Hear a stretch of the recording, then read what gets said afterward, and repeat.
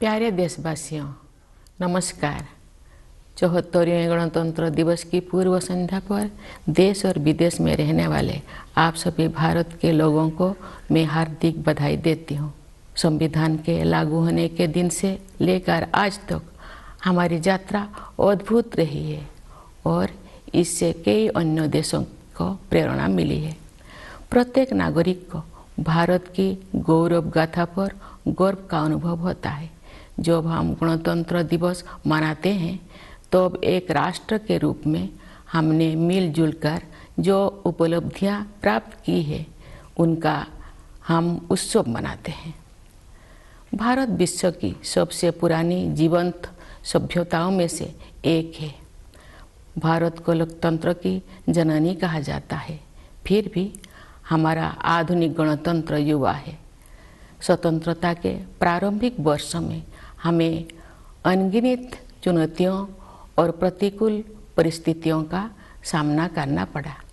लंबे विदेशी शासन के अनेक बुरे परिणामों में से दो कुप्रभाव थे, भयंकर गरीबी और निरक्षरता।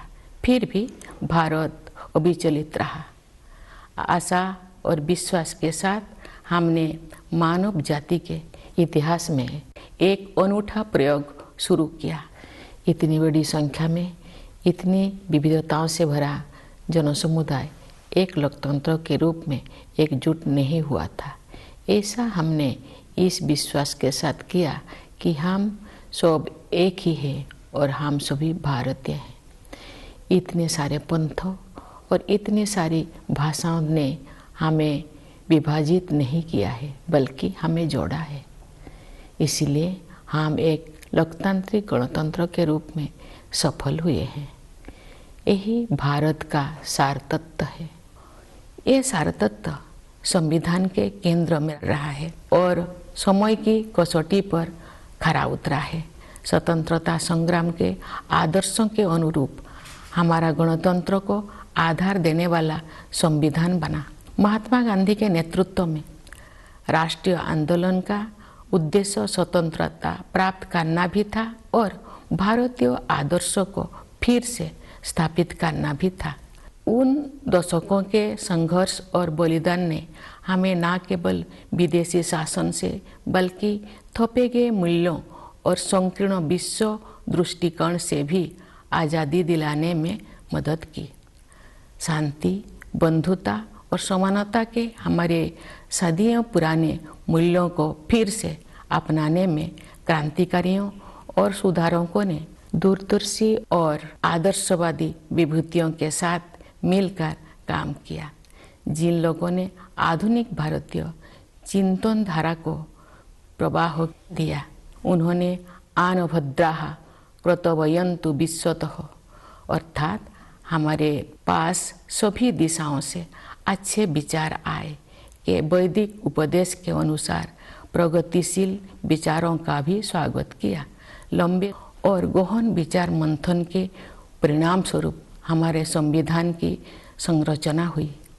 हमारा ये बुनियादी दस्तावेज दुनिया की सबसे प्राचीन जीवंत सभ्यता के मानवतावादी दर्शन के साथ साथ आधुनिक विचारों से भी प्रेरित है। हमारा देश बाबा साहेब भीमराव अंबेडकर का सदैव ऋणी रहेगा, जिन्होंने प्रारूप समिति की अध्यक्षता की और संविधान को अंतिम रूप देने में महत्वपूर्ण भूमिका निभाई। आज के दिन हमें संविधान का प्रारंभिक मसौदा तैयार करने वाले विधिवेत्ता श्री BN राव तथा अन्य विशेषज्ञों और अधिकारियों को भी स्मरण करना चाहिए, जिन्होंने संविधान निर्माण में सहायता की थी। हमें इस बात का गर्व है कि उस संविधान सभा के सदस्यों ने भारत के सभी क्षेत्रों और समुदायों का प्रतिनिधित्व किया। संविधान निर्माण में सभा की 15 महिला सदस्यों ने भी योगदान दिया। संविधान में निहित आदर्शों ने निरंतर हमारे गणतंत्र को राह दिखाई है। इस अवधि के दौरान भारत एक गरीब और निरक्षर राष्ट्र की स्थिति से आगे बढ़ते हुए विश्व मंच पर एक आत्मविश्वास से भरे राष्ट्र का स्थान ले चुका है। संविधान निर्माताओं की सामूहिक बुद्धिमत्ता से मिली मार्गदर्शन के बिना प्रगति संभव नहीं थी। बाबा साहेब आम्बेडकर और अन्य विभूतियों ने हमें एक मानचित्र तथा एक नैतिक आधार प्रदान किया। उस राह पर चलने की जिम्मेदारी हम सब की है। हम काफ़ी हद तक उनकी उम्मीदों पर खरे उतरे भी हैं, लेकिन हम ये महसूस करते हैं कि गांधी जी के सर्वोदय की आदर्शों को प्राप्त करना अर्थात सभी का उत्थान किया जाना अभी बाकी है। फिर भी हमने सभी क्षेत्रों में उत्साहजनक प्रगति हासिल की है। प्यारे देशवासियों, सर्वोदय के हमारे मिशन में आर्थिक मंच पर हुई प्रगति सबसे अधिक उत्साहजनक रही है। पिछले साल भारत दुनिया की 5वीं सबसे बड़ी अर्थव्यवस्था बन गया। ये उल्लेख करना जरूरी है कि ये उपलब्धि आर्थिक अनिश्चितता से भरी वैश्विक पृष्ठभूमि में प्राप्त की गई है। वैश्विक महामारी चौथे वर्ष में प्रवेश कर चुकी है और दुनिया के अधिकांश हिस्सों में आर्थिक विकास पर इसका प्रभाव पड़ रहा है। शुरुआती दौर में कोविड-19 से भारत की अर्थव्यवस्था को भी काफ़ी क्षति पहुंची। फिर भी सक्षम नेतृत्व और प्रभावी संघर्षशीलता के बल पर हम शीघ्र ही मंदी से बाहर आ गए और अपनी विकास यात्रा को फिर से शुरू किया। अर्थव्यवस्था के अधिकांश क्षेत्र अब महामारी के प्रभाव से बाहर आ गया है। भारत सबसे तेजी से बढ़ते हुए बड़ी अर्थव्यवस्था में से एक है और सरकार द्वारा समय पर किए गए सक्रिय प्रयासों द्वारा ही संभव हो पाया है। इस संदर्भ में आत्मनिर्भर भारत अभियान के प्रति जन सामान्यों के बीच विशेष उत्साह देखा जा रहा है। इसके अलावा विभिन्न क्षेत्रों के लिए विशेष प्रोत्साहन योजनाएं भी लागू की गई है। ये बड़े ही संतोष के विषय है कि जो लोग हाशिए पर रह गए थे उनका भी योजनाओं और कार्यक्रम में समावेश किया गया है तथा कठिनाई में उनकी मदद की गई है। मार्च 2020 में घोषित प्रधानमंत्री गरीब कल्याण अन्न योजना पर अमल करते हुए सरकार ने उस समय गरीब परिवारों के लिए खाद्य सुरक्षा सुनिश्चित की जब हमारे देशवासी कोविड-19 की महामारी के कारण अकस्मात उत्पन्न हुए आर्थिक व्यवधान का सामना कर रहे थे। इस सहायता की वजह से किसी को भी खाली पेट नहीं सोना पड़ा।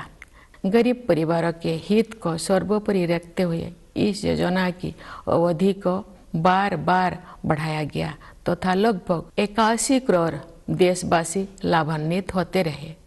इस सहायता को आगे बढ़ाते हुए सरकार ने घोषणा की है कि वर्ष 2023 के दौरान भी लाभार्थियों को उनका मासिक राशन मुफ्त में मिलेगा। इस ऐतिहासिक कदम से सरकार ने कमजोर वर्गों को आर्थिक विकास में शामिल करने के साथ साथ उनकी देखभाल की जिम्मेदारी भी ली है।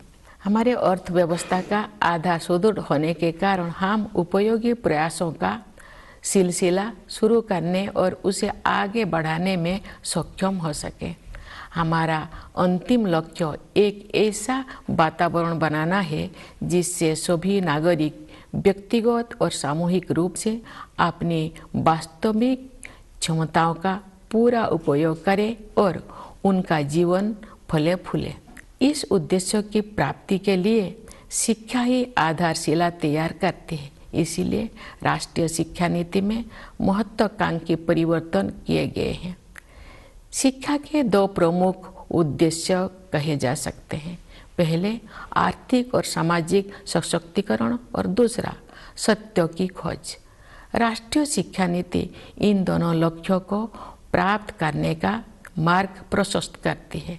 यह नीति शिक्षार्थियों को 21वीं सदी की चुनौतियों के लिए तैयार करते हुए हमारी सभ्यता पर आधारित ज्ञान को समकालीन जीवन के लिए प्रासंगिक बनाती है। इस नीति में शिक्षा प्रक्रिया को विस्तार और गहराई प्रदान करने के लिए प्रौद्योगिकी की महत्वपूर्ण भूमिका को रेखांकित किया गया है। हमें कोविड-19 के शुरुआती दौर में ये देखने को मिला कि प्रौद्योगिकी में जीवन को बदलने की संभावनाएं होती है। डिजिटल इंडिया मिशन के तहत गांव और शहर की दूरी को समाप्त करके सूचना और संचार प्रौद्योगिकी को समावेशी बनाने का प्रयास किया जा रहा है। दूर दराज के स्थानों में अधिक से अधिक लोग इंटरनेट का लाभ उठा रहे हैं। बुनियादी ढांचे में हुए विस्तार की सहायता से सरकार द्वारा उपलब्ध कराए जा रहे विभिन्न प्रकार की सेवाएं लोगों को प्राप्त हो रहा है। हम विज्ञान और प्रौद्योगिकी के क्षेत्र में अपनी उपलब्धियों पर गर्व का अनुभव कर सकते हैं। आंतरिक प्रौद्योगिकी के क्षेत्र में भारत गिने चुने अग्रणी देशों में से एक रहा है। इस क्षेत्र में काफ़ी समय से लंबित सुधार किए जा रहा है और अब निजी उद्यमों को इस विकास यात्रा में शामिल होने के लिए आमंत्रित किया गया है। भारतीय अंतरिक्ष यात्रियों को ले जाने के लिए गगनयान कार्यक्रम प्रगति पर है। ये भारत की पहली मानवयुक्त अंतरिक्ष उड़ान होगी। हम सितारों तक पहुंचकर भी अपने पांव जमीन पर रखते हैं। भारत का मंगल मिशन असाधारण महिलाओं की एक टीम द्वारा संचालित किया गया था और अन्य क्षेत्रों में भी बहनों और बेटियां आप पीछे नहीं है। महिला सशक्तिकरण तथा महिला और पुरुष के बीच समानता अब केवल नारे नहीं रह गए हैं।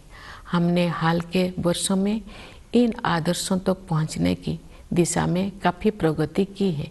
बेटी बचाओ बेटी पढ़ाओ अभियान में लोगों की भागीदारी के बल पर हर कार्य क्षेत्र में महिलाओं का प्रतिनिधित्व बढ़ रहा है।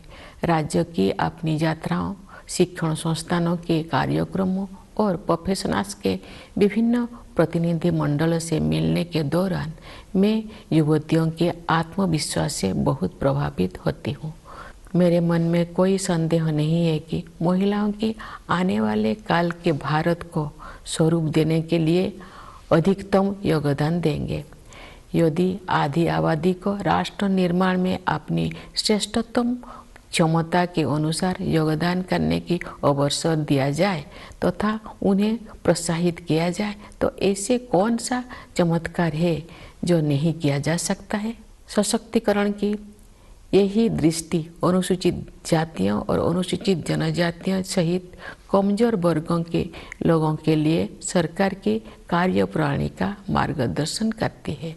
वास्तव में हमारा उद्देश्य न केवल उन लोगों के जीवन की बाधाओं को दूर करना और उनके विकास में मदद करना बल्कि उन समुदाय से सीखना भी है।